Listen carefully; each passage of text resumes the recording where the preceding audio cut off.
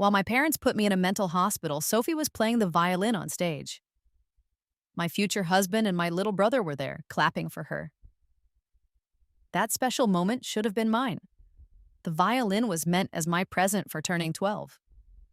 Sophie and I didn't get along for most of our lives. It didn't matter if I was right or wrong. My parents always took Sophie's side. She would cry a little and they would always blame me. But I am their actual daughter. I didn't understand this until I was near death. If I had a second chance, I decided I wouldn't argue with Sophie about their affection, which was clearly unfair. I woke up and realized I was 11 years old again. This was the day Sophie asked to change her name to become part of our family. Sophie was my cousin, my uncle's child. After my uncle and aunt died in an accident, they left Sophie, who was often sick. Dad and my uncle were true brothers, so Dad couldn't leave Sophie by herself and brought her into our home to raise her.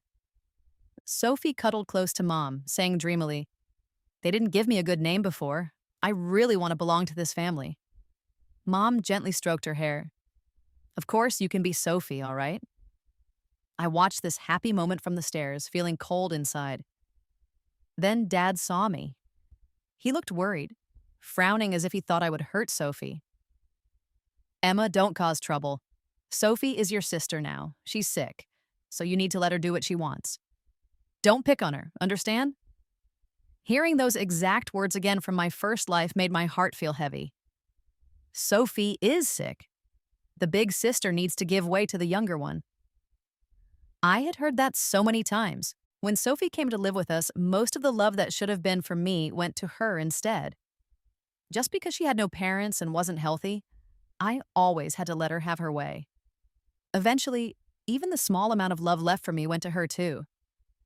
But I was only 2 months older than Sophie, and she was my cousin, not my sister. Why did Mom and Dad act like she was their real child? Was it all because she cried?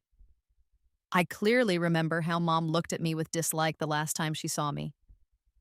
She said, "Emma, you act like a brat. You won't even let Sophie be." Did Mom forget? After Sophie arrived, she stopped treating me special. I'm her actual daughter. My gaze went downstairs where Mom was trying to make me feel better. "Emma, even though Sophie is here, Mom loves you the most."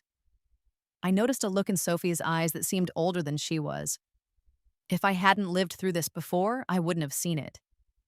But then she quickly blinked and pouted in front of Mom and Dad. "Sister, do you not like me?" I didn't answer her and started to walk away. Mom called for me, but Dad stopped her. "Let her go. Don't waste your time. She's already a spoiled child. If she were just a little bit as reasonable as Sophie, I'd be happy." I held the railing tightly, then walked calmly back to my room. Even though I decided to stop caring about their love when I woke up in this life, Dad's comments still stung. I mostly stayed in my room, only coming out to eat or use the bathroom. I didn't want to watch Sophie pretend to be nice. Also, I needed to focus on my studies to get into a good university. When I went to college, I could finally move out and not interrupt their happy family life with Sophie. While I was studying, someone knocked. Sophie's quiet voice came through the door. "Sister, Mom sliced some watermelon. I brought 2 pieces for you." I didn't have patience for her games and continued reading. A bit later, Sophie spoke again, sounding like she was crying. "Mom, does sister hate me? I only want to be close to her, but she doesn't pay attention to me. Does she think I stole Mom and Dad? Maybe I should return to the orphanage. Then she might like me." Mom soothed her. "No, of course not. Emma's just acting spoiled. I'll get her to play with you later." My brother Ben added his opinion too. "I like Sophie, not like sister. She's not nice." I opened my door and spoke coldly. "Okay, I understand. You two are very close, but please don't hang around my door. It's loud." Sophie moved a little closer, looking like she wanted to approach but was afraid. "Sister, if I go back to the orphanage, will you play with me? I can pack my things now." Ben quickly stood in front of her. "Sister is the mean one. I like Sophie, not her. She should leave." Mom didn't tell Ben off. Instead, she looked at me. Emma, you're being completely unfair. You should be like Sophie. Even though she's younger, she acts much better. I gripped the doorknob tightly. If she acts better and is nicer, then let her be your daughter. Oh, right. She basically is already. Dad rushed upstairs, yelling at me. Emma, that's enough. Sophie is part of the family now. You're the older sister. Why can't you look after her? See how much better your brother acts? Say sorry to Sophie immediately. Looking at Dad, Mom, Ben, and Sophie, it felt like they were the true family, and I was just someone on the outside. It was crazy. My parents didn't support me. They shouted at me for one comment. Even my own brother chose Sophie's side. I saw Sophie give a tiny, satisfied smile. Ignoring Dad's continuous scolding, I shut my door loudly, not caring what he wanted. Apologize to Sophie? Never. Once the door was closed, I tried to calm down, but I could still hear them comforting Sophie. Nothing was different from my first life. Even when I tried to show them my side, my parents still thought I was the mean one, no matter how I acted. A couple of tears from her, and suddenly her mistakes became mine. How stupid. My birthday was near. Dad presented me with my gift. The violin I had wished for forever. It cost quite a bit for our family, which is why Mom and Dad had delayed getting it. Mom smiled and motioned for me to open it.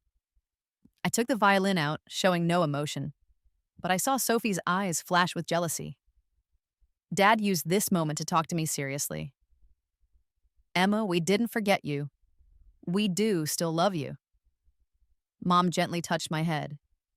See, Emma? We got you the violin you wanted, even though it was hard for us. We've just been giving Sophie extra attention because she's unwell. You need to understand more now and help Sophie. Set a good example for your little brother, okay? Before I could answer, Sophie cried out, making everyone look at her. As they watched, she pretended to be sorry, covering her mouth, but her eyes showed jealousy. Mom and Dad are so nice to sis. I haven't even touched a violin. I've only seen them on TV, and I wish I could play. Nobody ever bought me one. People always say girls shouldn't learn things like this. It's a waste. I wish I were sis. Sophie's sad expression made Mom and Dad feel bad for her. Just like the first time, Mom took the violin from me and gave it to Sophie.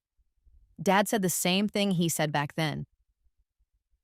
Since your sister feels this way, Emma, be nice and let Sophie have the violin. Sophie held the violin, her voice quiet. Really, sis? Before I could even say yes, Mom made the decision. Why not? Sophie belongs to our family too. In my first life, Sophie got my violin just like this. Mom and Dad told me to give it to her and promised a better present later, but I refused and argued with Sophie. As a result, they yelled at me badly and even stopped giving me my spending money. Why did her fake sadness mean I lose my present? Didn't I have the right to keep something I wanted? I looked up and asked the question I'd been wanting to ask since before. Why must I give my birthday present to her? Can't we buy another one for her? They didn't suddenly understand. They just scolded me again. The violin cost a lot. We don't have money for another. Can't you and Sophie share? Why are you acting so selfish? Sophie has had a hard life. You need to be nice to her because you're older. I stared at them for a moment, then slowly nodded. Okay, I understand. I turned and went upstairs. Behind me, I heard Mom calling my name and Dad complaining, "Look at that attitude. So young and already acting out. You really don't understand how much things cost." Around the corner, I saw Ben giving Sophie a present. Sophie, happy birthday! But it was my birthday today. 2 months later for Sophie's birthday. The same parents who said money was tight spent a lot. Because Sophie pouted and wanted her whole class to come, they rented a room at a hotel for her party. I heard they even had a huge 5-layer cake. And what about me? Just like last time, they told me to stay home. They said I might act badly and make Sophie look bad in front of her friends. When they left, Sophie wore a fancy dress and a crown. Mom, Dad, and Ben were all around her, walking to the hotel, laughing together. And their actual daughter? I couldn't even have cake. I was left home, supposedly so I wouldn't cause trouble, eating cold leftover food. I didn't argue or get upset. I just stayed in my room, reading and planning for the day I could leave this house. My mid-year test scores came out and I was number one. The school also scheduled a meeting for parents and teachers. When I returned home, Sophie was crying. Mom, I feel so stupid. Even my sister did great and came in first. Do you think I'm not smart? Do you still care about me? Ben awkwardly patted her shoulder. I like Sophie more than Emma. Dad comforted her. Don't feel too bad. Emma just got lucky. She doesn't normally study much. Sophie, don't copy her. Mom added, Yes, Sophie, you're doing well. Don't study so hard you get tired. Your health is more important. They always said they treated us fairly, but here they were saying bad things about me just to cheer Sophie up.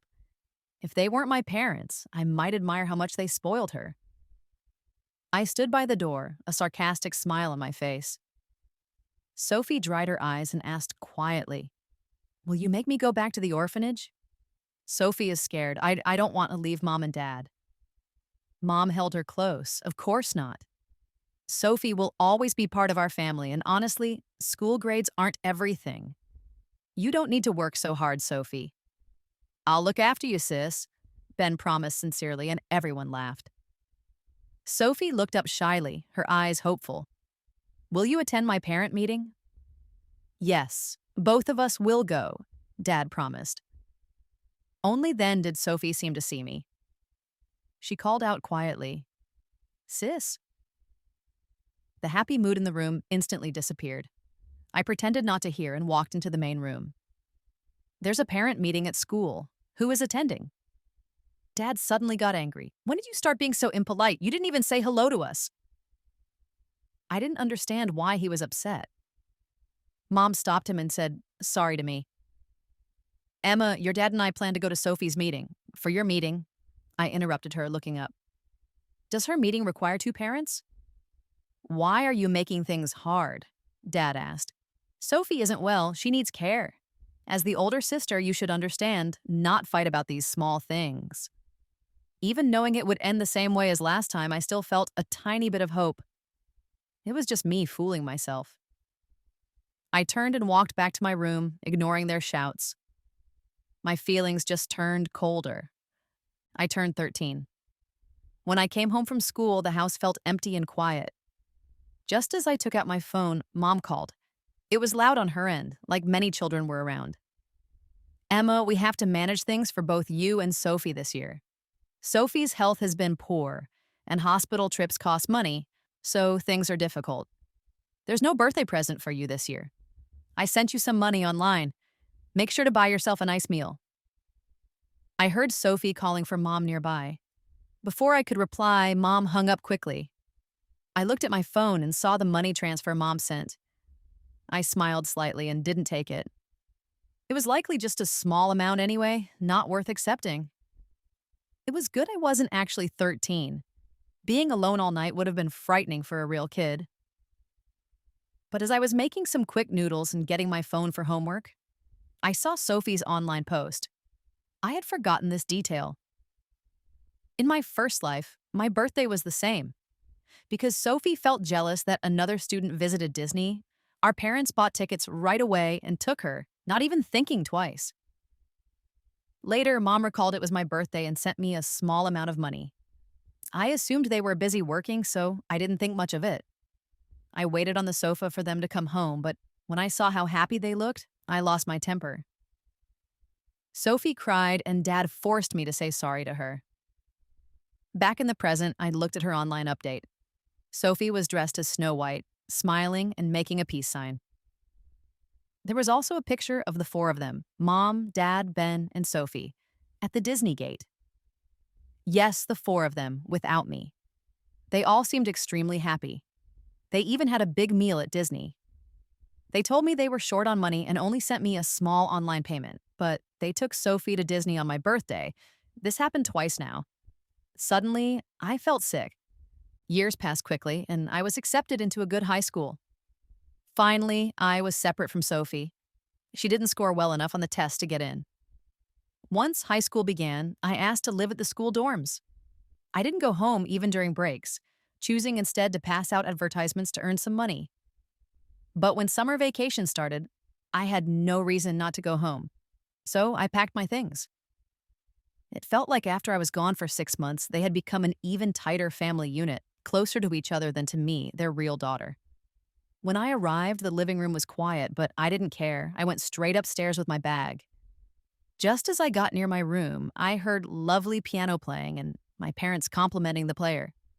I wasn't planning to disturb them, but as I got closer, I realized the music was coming from my room.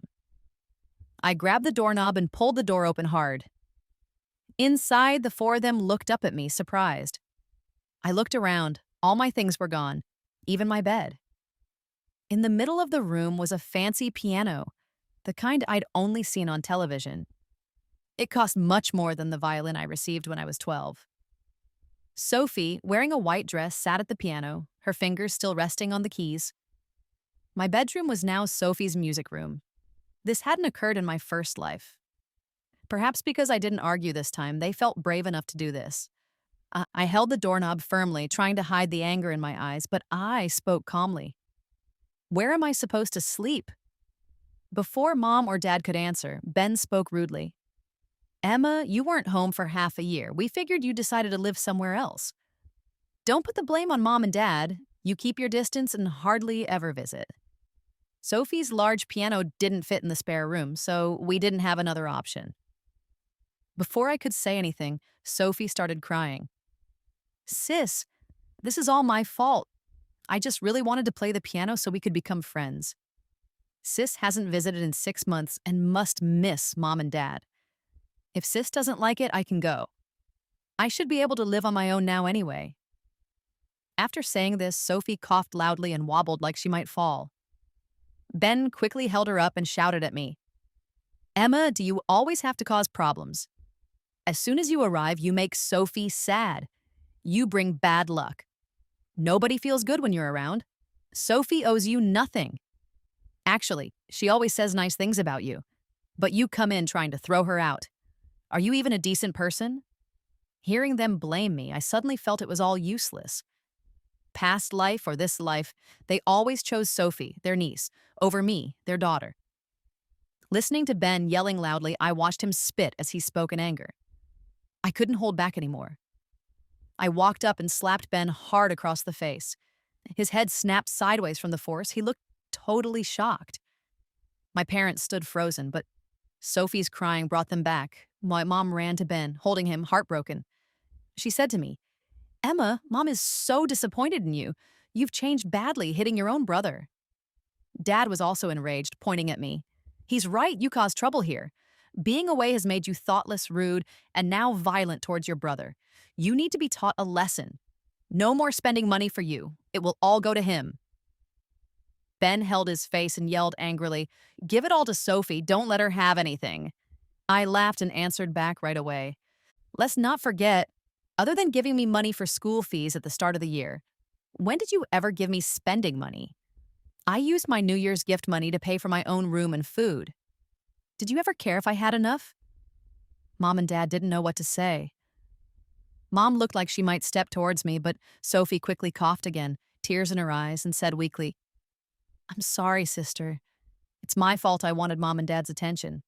Don't worry, I'll go soon. I'm thankful just for the years I spent with them. As she said this, she started to stand, and everyone rushed to her side, telling her she belonged and comforting her. Seeing Sophie's hidden smile of victory, I turned and took my bag to the spare room downstairs. The following day, I left my room around lunchtime. Sophie specially asked me to taste food she cooked as an apology. In my first life, she did this on my birthday too. She told everyone not to help her and made dumplings by herself. The dumplings contained shrimp. Back then, when I had a bad reaction because I am allergic, people thought I was lying and blaming Sophie on purpose. Even Ben pointed at me saying, You know you can't eat seafood. Can't you smell it? Sophie didn't know. I bet you ate it just to make her look bad. This time, I saw the shrimp shells in the garbage bin and smiled to myself. Just like before, Sophie came to me with a plate of dumplings, looking sad. Sister, I was wrong yesterday. These dumplings are to say sorry. You haven't tasted them yet, right? Mom and Dad liked them. Mom added, Yes, Emma, try some. Don't refuse Sophie's nice gesture. They seemed to hope that if I ate the dumplings, everything would be fine between Sophie and me, and I'd become the daughter they wanted. Sadly for them, that wouldn't happen. As I paused before picking up my chopsticks, Sophie's eyes filled with tears. Ben yelled angrily, Emma, don't be so rude. I ignored Ben's shout and looked calmly at Mom. Mom, can you smell that? That very strong seafood smell? Mom seemed confused, so I used chopsticks to break open a dumpling, showing the shrimp inside. I'm allergic to seafood. Did you forget? The room became quiet. Even Ben, who always defended Sophie, was silent. When I was 6, we went to my uncle's house and they served lots of shrimp and crab. At that time, I was their favorite, and Mom asked my aunt to make separate food for me. But my aunt didn't think allergies were serious and made me eat it. I was young and didn't want to argue, so I ate it. It made me throw up and get a rash, and I ended up in the hospital. Back then, Ben thought my aunt tried to poison me and pushed her angrily. I remember Sophie was there too. But now they seem to have forgotten. All their attention was on Sophie. Before, we never had seafood in the house, but now they didn't notice the strong smell. My question made Mom and Dad look uneasy. Sophie started to cry, looking very sad. I'm sorry, sister. I didn't realize. Sorry, maybe I shouldn't live here. She walked unsteadily towards the door, changing the uncomfortable mood as everyone hurried to comfort her. It's fine, Sophie. You didn't do it on purpose. Yes, Sophie, it's okay. She didn't even eat it. Emma, please, just comfort Sophie. I was the one who was hurt, but I was expected to make the person who hurt me feel better. That was ridiculous. I ignored the whole scene and left. Not long after that, I did extremely well on my final exams. With a high score, I was the best science student in our region and got into a top university. For the first time, Mom and Dad spoke about me with pride. They even hosted a party to celebrate, putting Sophie somewhat aside. During the party, while they were busy talking happily with the visitors, Ben ran in looking very worried. He was carrying Sophie, who seemed to be unconscious, towards the exit. Mom and Dad immediately stopped what they were doing and followed, leaving the guests unsure what was happening. Living again has shown me much about Sophie. Thankfully, I wasn't the easily fooled girl anymore and could manage the situation with the guests smoothly. Alex's mom seemed especially interested. Alex and I had been promised to each other since we were kids, and he always protected me when we were younger. He even cried once and said he'd marry me when we grew up. I put on a fake smile and turned to her. Auntie, I should go check on Sophie at the hospital. Since I was studying business at university, it could be useful for Alex later. Wanting to strengthen our connection, she offered to come with me. At the hospital, many people were gathered near Sophie's bed. She was leaning weakly against Alex. Mom, Dad, sorry I made you worry. It was just low blood sugar. I'm okay. Please go back and be with Emma. I wouldn't want her to get the wrong idea. After she finished speaking, she coughed again. Emma is older now. She can manage. But you are the one we worry about, Mom said, her voice full of love and care. Auntie, I can handle this, Alex said. He looked at Sophie so gently that she blushed. Mom seemed to have forgotten Alex was meant to marry me. Instead, she smiled like she knew a secret. These two make a great couple. Alex held Sophie near, not caring that our parents were watching. He lightly touched his lips to her forehead. That was the moment Alex's mom and I entered the room. Alex's mom's eyes opened wide and she gasped, Alex, what are you doing? In my first life, I didn't even manage to get into an average college. Now, I'm studying business at a very respected university, while Sophie is just attending a trade school. Before, neither Sophie nor I achieved much, so Alex's mom didn't care who he married. Alex saw me standing there, calm and not reacting. He pointed at me boldly and said, Mom, I don't like Emma. I want to cancel our engagement. I want Sophie. He stood directly facing me. The boy who used to protect me from mean kids, who cried holding my hand and promised to marry me, was gone. His expression now was just like the proud, unpleasant guy from my past, a person I truly hated. Emma, I could never like a nasty person like you, Alex announced. I only love Sophie. If you ever hurt her, you'll have to deal with me. Alex's mom told him off. That's crazy. You always said you would marry Emma when you were young. Alex grumbled. I must have been stupid back then. Funny, I thought. So was I. Alex's mom tried hard to silence him, looking embarrassed and avoiding looking at me as she pulled him away. Suddenly, only my parents, Sophie, Ben, and I were left. Even after living twice, I had to ask, did you know all this time that Sophie and Alex were together? Mom looked a little guilty. Emma, why are you being so mean? What do you mean together? Alex doesn't love you. He loves Sophie. Why can't you just let her have the engagement? Ben jumped in. Emma, Alex said things were different when you were children. He will never love you. He only loves Sophie. So just be reasonable and end the engagement. It's better for all of us. Otherwise, you'll just look foolish. I looked at my brother, who always chose Sophie's side in both lives. Memories came rushing back. The time he broke Dad's fish tank and I got blamed, losing my spending money for weeks. The time I found him soaked in rain after he wandered away from daycare and brought him home because our parents were busy. When I was 8, I held on to him to stop strangers from taking him and got kicked. The time I was sick in the hospital from seafood and when he cried, Sister, I'll keep you safe. But now he was different. I looked up, trying hard not to cry. Sophie can have the engagement, but you must promise 2 things. Sophie's eyes opened a bit wider. Sister, do you mean it? I didn't look at her and faced my parents. Dad nodded, looking slightly relieved. Emma, you're mature now. You're finally acting responsibly. Sophie is family too. It's good you're not making a scene. I managed a small smile. First, change my official family registration so I'm separate. Second, cut all connections with me. From today, we are not related. Mom was shocked, unable to believe it. Emma, do you understand what you're asking? Because of this? Really? What game are you playing? Sophie is sick. You should care for her as her sister. And now you're making threats? Emma, you have truly disappointed us. I felt sick to my stomach. There was no need to be nice anymore. Am I making too big a deal? When did I ever make too big a deal? When you changed her name to match ours and called her your daughter, did I make a scene? No, right? I just didn't treat her like she was special. Isn't that okay? I didn't hurt her or yell at her. I just didn't flatter her like you always do. And that's making a scene? I've never seen parents treat their real daughter like a stranger but adore their niece. I mean, you owed her father money, didn't you?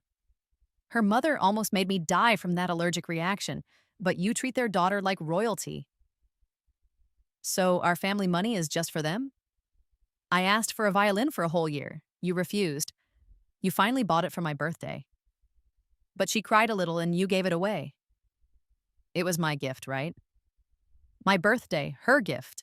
Her birthday, parties at hotels, fancy cake, while your own daughter ate alone at home. At school events, both of you go, but you only ever go for her, making me look like the only child whose parents don't show up. You don't know which high school I attend. You didn't give me spending money. You sent a tiny amount for my birthday, but took her to Disney World and even gave her my room for her piano. Oh, and pianos cost a lot, don't they?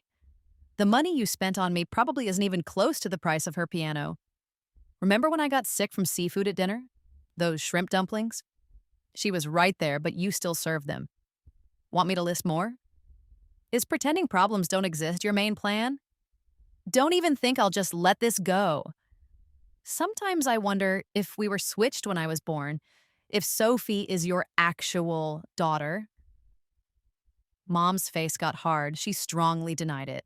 No, Emma, you are our daughter. We love you. I carried you for 9 months. How could we not love you? I interrupted her coldly. If I had known I would be born into a family with no morals, I would have preferred to die before I was born. Mom stopped crying, looking completely stunned. Dad's face looked pale, and even Ben, who usually talked a lot, was quiet. I didn't feel like lecturing him further. I agreed to end the engagement. 3 days later, I expected to receive the updated family registration document. Once I receive my scholarship funds, I will transfer money to your bank account to repay you for raising me all these years. Seeing Dad start to speak, I just smiled. If you want to be against me, that's okay too.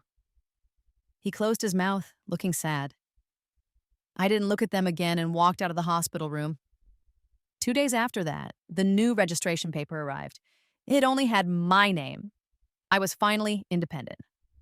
Watching the busy city streets, I smiled genuinely for the first time in what felt like 2 lives. On the day Sophie and Alex got married, I heard none of our family attended. I didn't mind. I arranged for someone at the wedding to reveal that Alex was born outside of marriage. Alex was deeply embarrassed at his own wedding, and Sophie faced shame too. His parents became laughingstocks among their friends. I heard Alex's position at his job was shaky after that. Not even a year after Sophie married Alex, she became ill. Alex didn't care for her. He was already searching for a new wife. It seemed Alex needed to marry someone important, leaving Sophie to face death alone. I went to see Sophie one final time. She was lying in the hospital bed, looking white and close to death. "Emma, are you happy now? Mom, Dad, even Ben don't care about me. Now Alex wants me gone too." Sophie found it hard to speak, but still stared at me with the same hateful look. She hadn't changed. "Emma, why do you get to be happier than me? Do you know how envious I felt when your mom made my mom cook special food because you couldn't eat seafood?" I didn't reply much. You got what you deserved. At the doorway, I stopped and smiled. "Don't fret. Alex will be joining you soon." Just 2 days later, I heard Sophie had died. Alex got what he wanted and married a rich woman from a property development family. The next time I encountered Alex was at his company's building. After finishing university, I started working for the government tax office. We were there to look into his family's company finances. After careful examination, we found proof the company had avoided taxes and might have been involved in illegal activities. His family blamed everything on Alex. In the end, all their money and property were taken, and Alex received the harshest punishment, ending up in prison. I heard he asked to meet me. I refused. Nobody bothers me anymore. I have a comfortable life, so why would I meet someone who failed so badly?